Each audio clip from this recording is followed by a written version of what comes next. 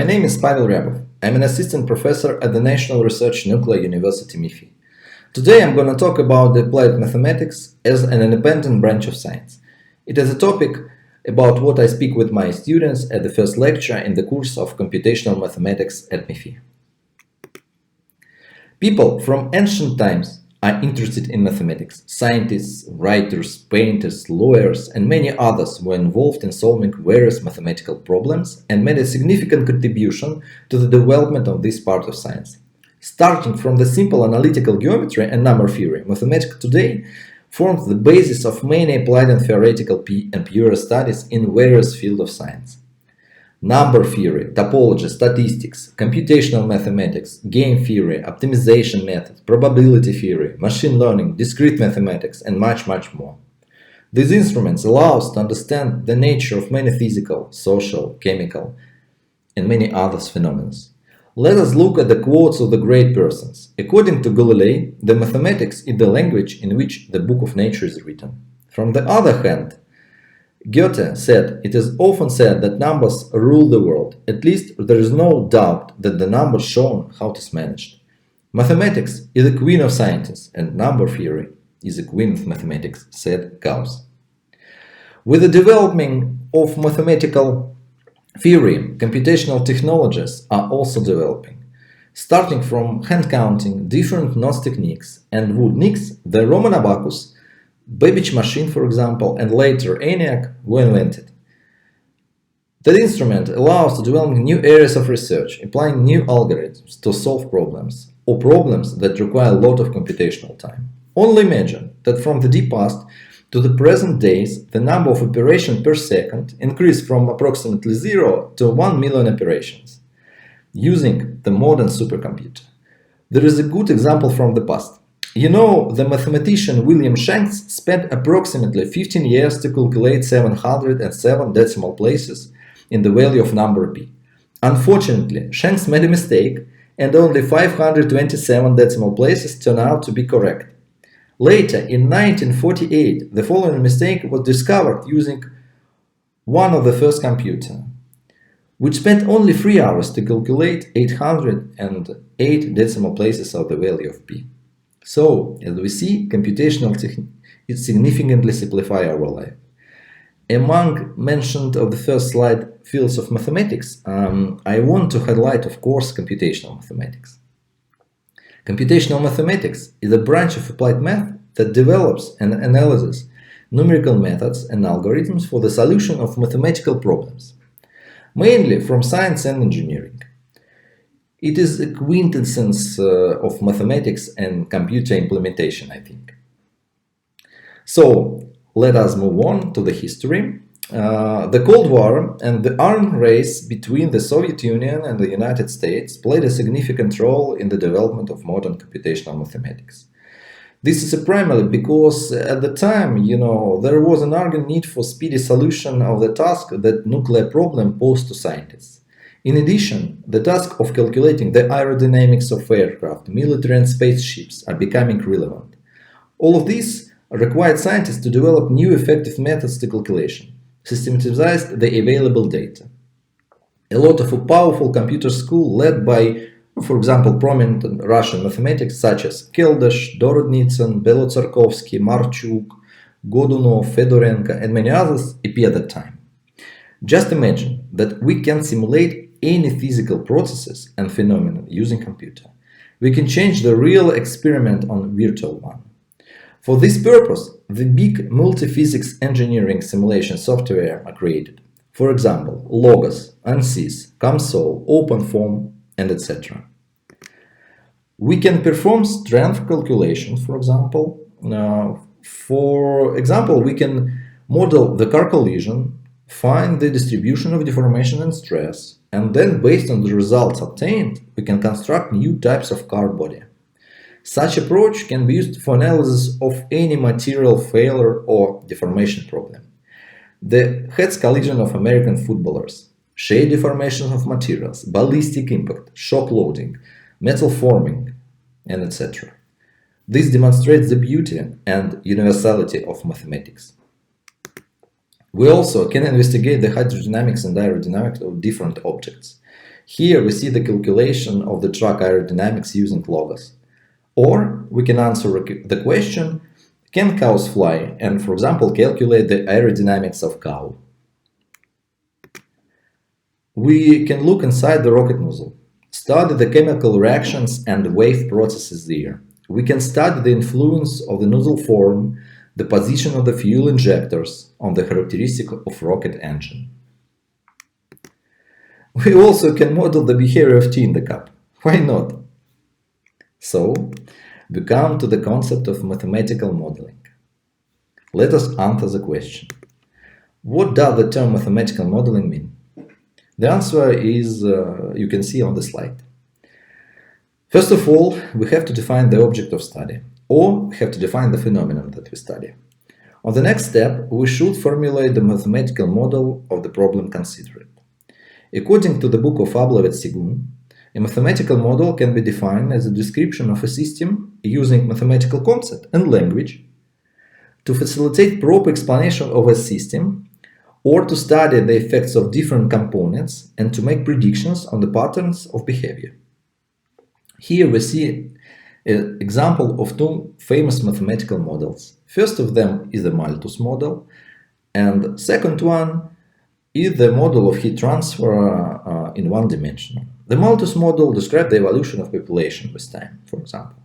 As we can see, this model contains some assumptions regarding the nature of the process under consideration. This is completely natural, since every physical phenomenon, is infinitely complex. The task of the researcher is to highlight the most important factors that reflect the essence of the process that we consider it. On the next step, we choose or construct the algorithm that allows one to solve problem numerically. Then, based on the proposed algorithm, we develop the mathematical software and test it on the benchmark problems, for example, or known analytical solutions, or if we have the experimental data, we can use it for this purpose. On the final stage, we perform numerical analysis of the problem considered, study the influence of the parameters of the problem, make predictions. However, if we obtain unsatisfactory results, analysis of the causes and errors is carried out. And if necessary, we can change the mathematical model, we can change the numerical algorithm. In its essence, computational mathematics has a number of differences from other branches of science and have some features. All of them are listed on the slide. First one, in computational mathematics, not only continuous quantities are considered, but we also consider the discrete ones. Instead of continuous segment, we consider the sequence of points of the segment. Instead of continuous function, we consider the value of this function in this sequence of points. We also have a machine error when we perform calculations. This is due to the limited length of mantissa when representing the real numbers in the memory of computer. Of course, we use a computer to calculation, so we have the machine error. Also, we can divide the errors in two types, removable and unremovable. The errors of computational algorithm, machine error, error of a mathematical model, and etc. All of them are affected on the results obtained. Also, in calculation, an important role plays sensitivity of the problem to change in the initial data. This property is called the conditionality of the problem. The choice of computational algorithm also affects the results of calculations. And when we develop a computational algorithm, of course, we should pay attention to its effectiveness in terms of the number of elementary operations we make when we perform it on the computer. So, let's move on to some example that illustrates all of these features. The first example is a machine error. Let us consider fourth-order algebraic equation in the form. You can see that's the first formula. The solution of this equation is presented on the slide. We have four different roots, x sub 1, sub 2, sub 3, and 4. All of them are different. If the machine error satisfies the relations, so that machine error more than 10 to the minus 8 power, For the computer, the value of 0.9999 in the equation is equal to 0. And as a result, we obtain another problem that we solve on the computer, which is listed on the slide, x minus 1 to the 4th power equals to 0.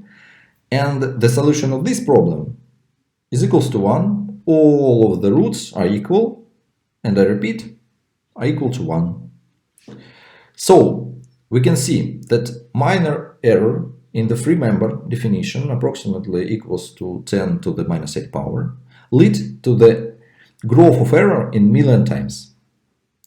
It's a first example that illustrates the machine error and continuity of the problem. Let us move on. Let us consider the Maltose model. In different terms, the Maltose model is the Cauchy problem for ordinate differential equation of the first order. We can solve it easily, and the solution can be represented in the exponential form. We can see it on the slide, it's the second formula. Next, we make a small perturbation, epsilon, to the initial condition and resolve the above mentioned problem. We can find new solution, it's the last formula. So, if the value alpha minus beta more than 0, no matter how small the initial perturbation is, starting from a certain point in time, the solution of the perturbed problem and unperturbed one will differ significantly from each other. This fact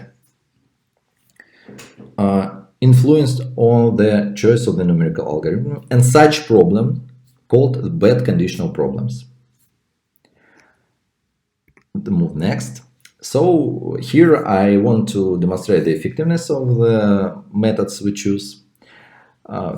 First example, we consider the sequence in the form 1 plus 2 plus 3 plus 4 till n. The number of operations required for the summation is equal to n, so the complexity of the problem proportional to n. However, if we use the following formula, we only need 3 operations for any value of n. So, of course, the second algorithm is effective than the first one, and we choose the second algorithm to find the value of sum. The next example connected with the finding the value of polynomial at the point x star. So I can suggest 2 different ways. One way is to calculate the value of polynomial. Secondly, calculating the value of each term. If we go in that way, the complexity of the problem will be proportional to n squared. However, if we calculate each term, secondly multiplying it by x, then the complexity of the problem will be reduced to the n, and as a result, the second algorithm will be more effective than the first one, and I will choose it to find the value of polynomial at the point x star. And the fourth example, I think it's the last example for today. The fourth example demonstrates the effectiveness of choice of an algorithm on the result of calculation. So let us consider 2 different ways to calculate the value of p. The first dates from 1584 and was proposed by Simon van der Reyne. It's a simple formula to calculate the value of p. It's the first formula on the slide. The second method was proposed by Leonard Euler and had the form: the R-tan function from 1 is equals to p divided by 4, and we can simplify the left part of the equation into sum of 2 R-tan functions. After simple calculation, we get the value of p using the first formula,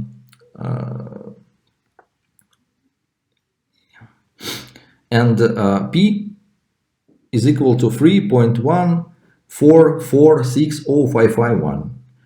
If you remember the value of p, you will see that only 2 decimal places of value of p are correct for in the case of Simon van der Reyne formula. However, if we use the second formula, one can obtain any correct decimal places as want, because if we use, we only need to use the corresponding Taylor series to the ATAN formula, and then we can calculate the value of p with any correct decimal places. So we can see that the choice of algorithm, of course, significantly influence on the results that we obtained. So, guys, I think that's all for today. That was a brief introduction to the field of computational mathematics. I really enjoyed it. Thank you guys for watching. I hope we will see each other in the National Research Nuclear University MIFI. Bye.